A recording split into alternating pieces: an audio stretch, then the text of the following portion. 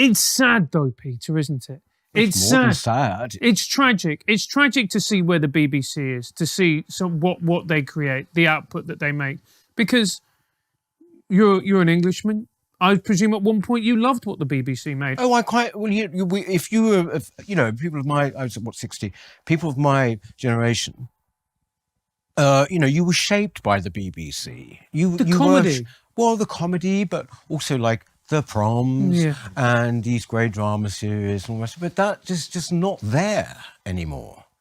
It's just not there. Occasionally, we were talking before we came on about a good documentary that you saw. Occasionally, but just basically, I can't help feeling that the cultural damage they do is now greater than any benefit. And I think what was shown there was the way in which they, along with like the museums we're talking about, last year with the proms, they really did think, they did it against it. This is a perfect opportunity for us to refresh the way we do the last night as well. Because they hate, I'm sure the BBC hate doing the last night of the proms. Oh, blokes with Union Jacks and all the rest of it. So essentially, but obviously what happened there is that people, rallied on social media, if nothing else, but enough to make them change their mind. Peter, do you think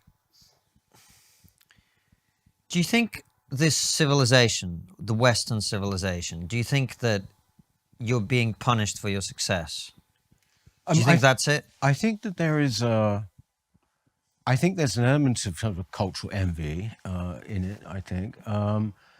But I think it's a bit of that, but also it's just perhaps that we have,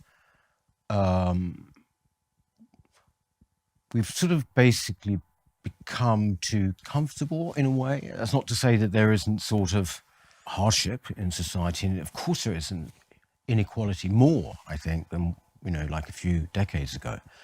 But I think that it is probably a lot to do with that.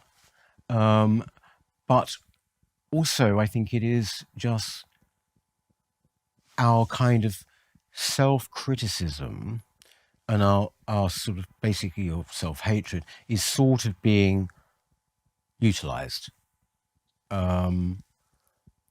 President Trump, whatever you think of him, he made two great speeches, I think.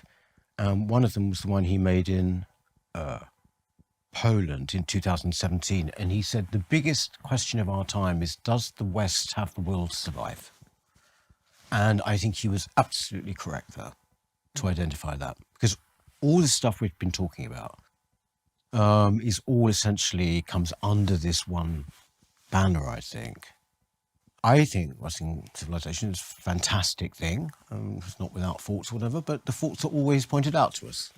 So I don't worry about sort of, taking that on. I think it's a wonderful thing, and I just wish that the people who were in control of it felt the same way.